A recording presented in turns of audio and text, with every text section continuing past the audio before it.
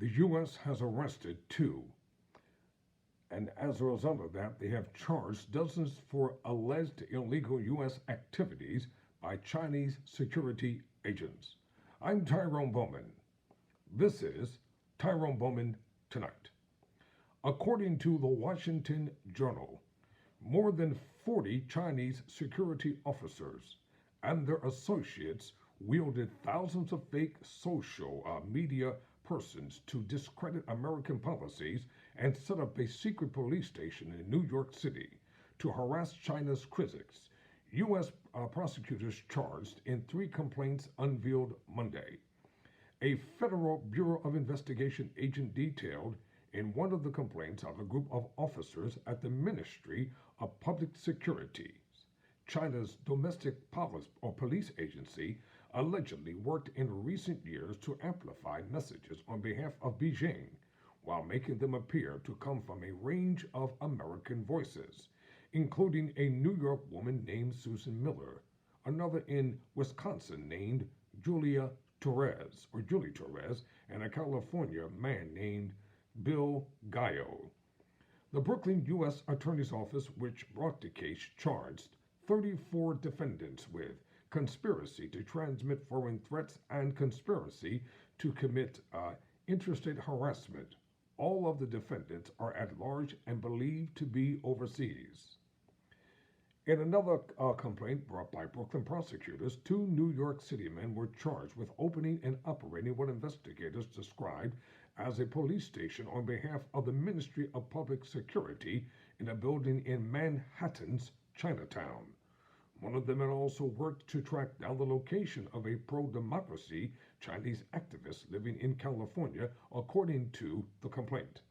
The defendants, Liu Jiang Wang, 61 years old, and Qing Jinping, 59, were arrested at their homes on Monday morning. Each was charged with conspiring to act as an agent of the Chinese government and obstruction of justice. If convicted, they could face up to 20 years in prison. The two men made an initial appearance in a federal court in Brooklyn on Monday afternoon. Each was released on bond or bail. A lawyer for Mr. Qi and a family member of Mr. Liu declined to comment. Federal investigators said setting up the facility was a flagrant violation of U.S. sovereignty, with Brooklyn U.S. Attorney Brian Peace likened it to the New York Police Department opening a secret outpost in China. It would be unthinkable, he said at a press conference Monday.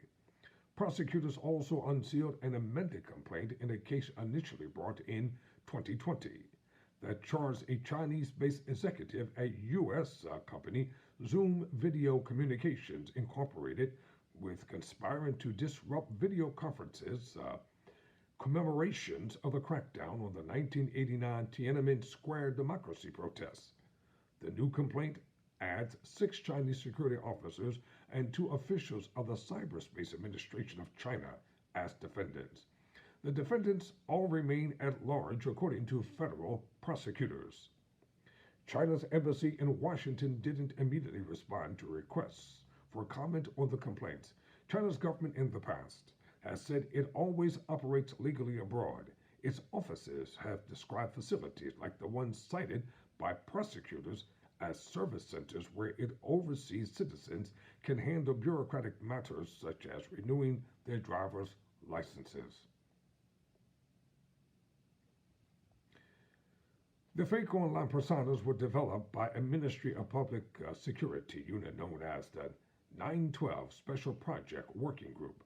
Prosecutors said, describing the group as a troll farm bent on disseminating pro-China propaganda, while the fake social media accounts don't appear to have amassed more than a few dozen followers each, according to screenshots included in the complaint. The officers appear to have been working extensively to surveil potential critics of Beijing and develop campaigns against them, prosecutors said. One of those campaigns was against a high-profile businessman, Gao Wangzhuo, who gained attention by lobbying corporation allegations at Beijing from a Manhattan penthouse and was himself arrested last month and accused of orchestrating a $1 billion fraud. Mr. Guile isn't named in the complaint, but is identifiable by the details it includes. Mr. Guile has pleaded not guilty to the charges.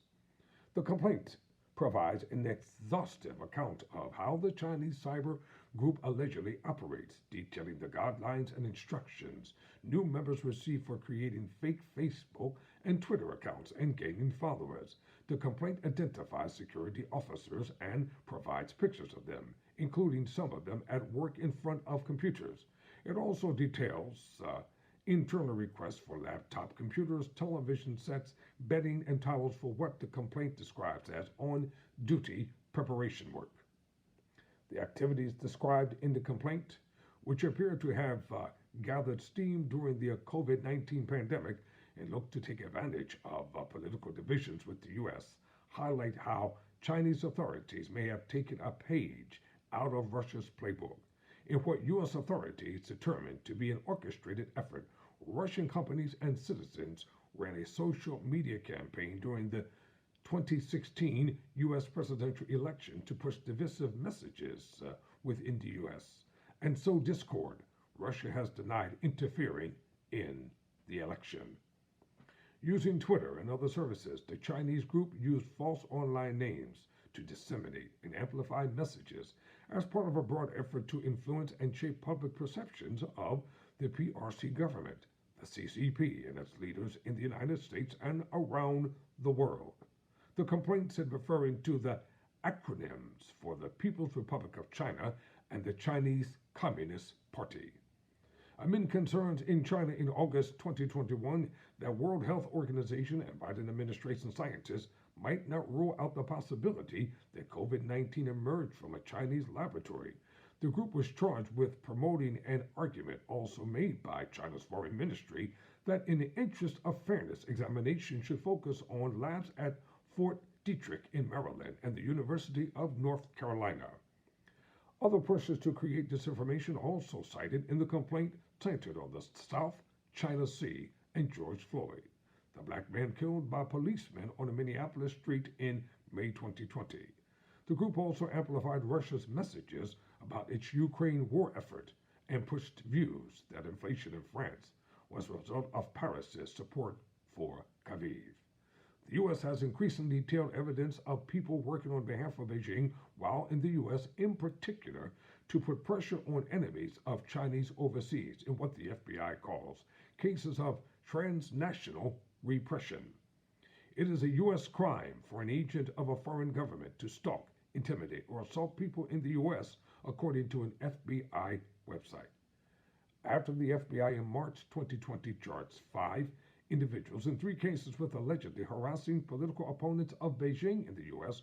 on behalf of the government, China's foreign ministry said Washington was intent on smearing China.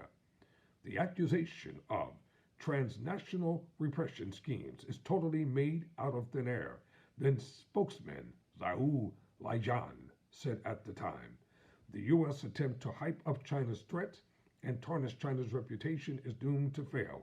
Some of the defendants in the cases were arrested while others remain at large. 2 defendants have pleaded guilty. 2 men arrested Monday for setting up the alleged Chinese police station are U.S. citizens who ran a Manhattan-based nonprofit group for people from the Chinese province of Fujian.